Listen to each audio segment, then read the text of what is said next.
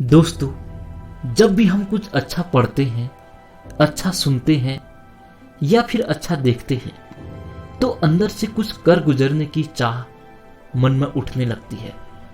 लेकिन तमाम प्रयासों के बावजूद भी हमारा ये जोश कुछ समय के बाद ठंडा पड़ जाता है। यानी कि हम बहुत अधिक समय तक अपने आप को मोटिवेट नहीं रख पाते। और मैं बहुत समय से इस कारण को जानना चाह रहा था कि आखिर इसका कारण क्या है। फिर एक दिन पढ़ते पढ़ते एक कहानी मेरे सामने आई और उस कहानी को पढ़ने के बाद मेरी समझ में आ गया कि आखिर इसका कारण क्या है कि हम अधिक समय तक मोटिवेट नहीं रह पाते।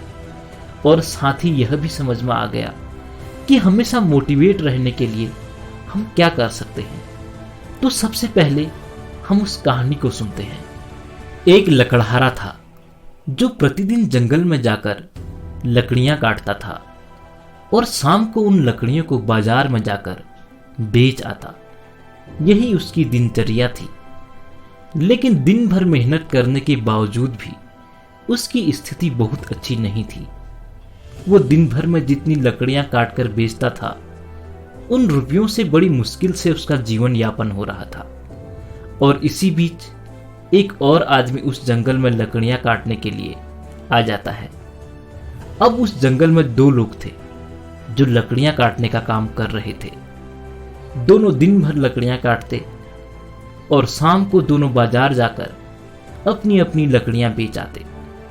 समय बीतता गया और कुछ ही समय के भीतर जो दूसरा लकड़हारा था पहले आदमी से अधिक लकड़ियां काटने लगा। और क्योंकि वो बाजार में लकड़ियों की ज्यादा मांगें पूरी कर रहा था, इसलिए अब अधिकतर लोग उसी से लकड़ियां खरीदने लगे। ये सब देखकर पहले लकड़हारे को बड़ा आश्चर्य हुआ कि एक आदमी इतनी जल्दी उसी व्यवसाय में इतने कम समय में इतना ज्यादा कैसे सीख गया। फिर उसने एक दिन उस लकड़हारे से पूछ ही लिया कि मित्र, मैं इतने समय से इस जंगल में लकड़ियां काटने का काम कर रहा हूं, लेकिन तुम्हें आए हुए कुछ ही समय हुआ है, लेकिन अब तुम प्रतिदिन मुझसे बहुत अधिक लकड़ियां काट लेते हो। आखिर इसका कारण क्या है?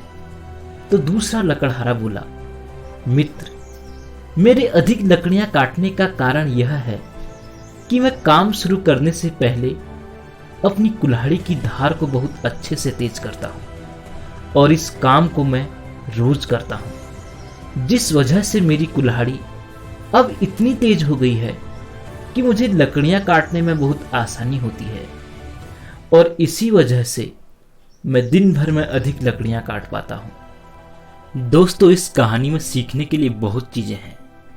आप अपनी समझ के अनुसार इस कहानी को कई अर्थों में समझ सकते हैं, पर जो सबसे बड़ी सीख इस कहानी से सीखने को मिलती है वह यह है कि हम सब जानते हैं कि जब भी हम कुछ अच्छा सुनते हैं, कुछ अच्छा पढ़ते हैं या अच्छा देखते हैं, तो इस बात में कोई दो राय नहीं कि हम मोटिवेट होते हैं।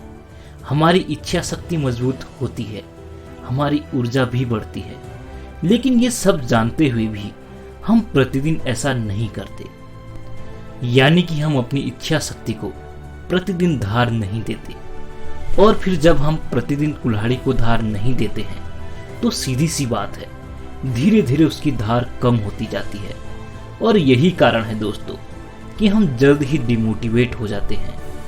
हालांकि 24 घंटे मोटिवेट रहना हर किसी के लिए संभव नहीं, लेकिन हर दिन कुछ बेहतर करने के लिए प्रेरित रहना, अपने लक्ष्य के प्रति हमेशा जागरूक रहना, इन सब के लिए काम किया जा सकता है। इसलिए यदि हम अपनी दिनचर्या में केवल एक आदत अपना लें कि प्रतिदिन सुबह कुछ अच्छा सुने, कुछ अच्छा पढ़ें या फिर कुछ अच्छा देखें, तो यकीनन आप पाएंगे कि आप दिन भर प्रेरित होकर कार्य करेंगे। और मैं यकीन के साथ कह सकता हूं कि अगर आपने ये आदत अपने में डेवलप कर ली तो आप कभी भी डिमोटिवेट नहीं हो सकते, क्योंकि ये बिल्कुल प्रैक्टिकल फॉर्मूला है।